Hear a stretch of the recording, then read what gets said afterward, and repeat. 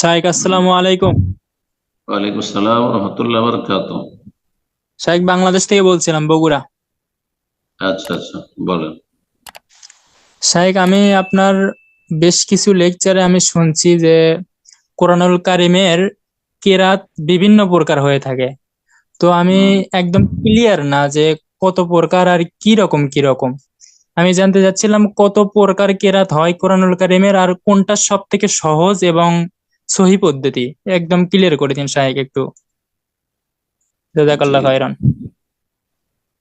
কেরাত, কোরআনে কারীমের কেরাত হচ্ছে 10 রকমের। তার মধ্যে 7 রকম সবচেয়ে বেশি প্রসিদ্ধ কেরাতে মাশহুরা, মুতাওয়াতিরা, মারুফা। আরো 3 রকম কেরাত আছে, সেগুলিও সাজ নয়, কিন্তু সেই 3 রকমের কেরাত 7 রকমের কেরাতের মর্যাদায় নয়। সংক্ষেপে এতটুকু জানি। বাকি এর অতিরিক্ত যে কেরাত গুলি রয়েছে সেগুলিকে কেরাতে সাজদা বলা হয়। বিরল কেরাত, কেরাতে সাজদা দিয়ে, বিরল কেরাত দিয়ে কেরাত করা জায়েজ নয়।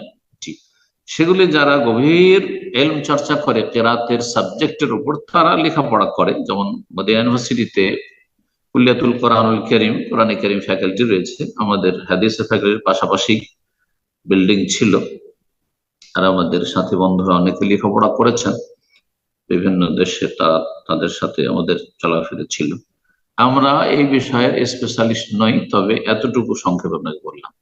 তারপরে যে বিষয়টি এখানে জানার, সেটা হচ্ছে এই 7 রকমের কেরাতের ভিতরে যে কোন কেরাতটি বেশি ভালো। 7 রকমের যে কোনোটা পড়তে পারেন, কিন্তু এতে একটি শর্ত হচ্ছে যে এক কেরাত থেকে আর এক কেরাতে আপনি লাফ দিয়ে যেতে পারবেন না, জাম্পিং করতে পারবেন না। যে শুরু করলেন কেরাত হাফস আন আসেম, আর তারপরে কেরাতে নাফেতে চলে গেলেন, কেরাত ইবনে কাসিরে চলে গেলেন, কেরাতুল কাসাই কাসাইতে চলে গেলেন, অন্য কেরাতে চলে গেলেন, জাইয়াতে চলে গেলেন, না, চলবে না। এটা চলবে না। যে কেরাত পড়বেন সেটার পাবন্দি করতে হবে আপনাকে।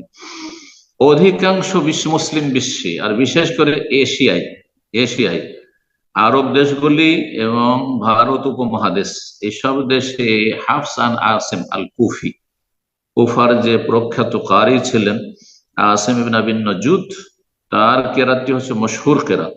জি। আর সবচেয়ে পছন্দনীয় কেরাত হচ্ছে কেরাতে নাফি আল মাদানী। জি। এছাড়াও অন্যান্য কেরাত রয়েছে, আফ্রিকায় অন্যান্য কেরাত রয়েছে।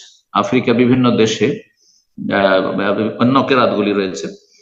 তো সেই দেশের ছেলেরা সেই কেরাতে পড়বে, বা সেই দেশের মানুষরা সেই কেরাত পড়বে, যে যেটা জানে। কিন্তু আপনি আমি যেহেতু আমরা হাফসান আসেম, হাফস আসেম থেকে যে বর্ণনা করেছেন, 7 জন কোর্রা, প্রখ্যাত কোর্রার একজন হচ্ছেন আসেম ইবনে আবি নজুদ আল কুফি, যিনি কেরাতে বড়ই পারদর্শী মাহির ছিলেন, কিন্তু হাদিসে দুর্বল ছিলেন, এটাও জানেন। তাহলে হাদিসে দুর্বল এত বড় ইমাম, কেরাতের হাদিসে জয়ীফ তিনি। জি, দুর্বল। তো এই জন্য আমাদের দেশের আলেমরা বা সাধারণ মানুষ একজন আলেমকে সমস্ত সাবজেক্ট জিজ্ঞাসা করে, আর মনে করেন যে জিজ্ঞাসা করেছেন সবই বলতে হবে। না, এই জন্য বললাম যে আমাদের সামান্য কিছু জ্ঞান যতটুকু আছে কেরাত সম্পর্কে, আমাদের কেরাত আসল সাবজেক্ট নয়। যেখানে স্কুল কলেজ ইউনিভার্সিটি কিন্তু বায়োলজির শিক্ষক আপনার কেমিস্ট্রি পড়াতে যাবে না, অথবা সাহিত্য পড়াতে যাবে না। কিন্তু আলেম সমাজ সম্পর্কে আমরাও ভুল করি, আর আমাদের জনগণ তো ভুল করি, এমনকি আলেমরাও ভুল করে।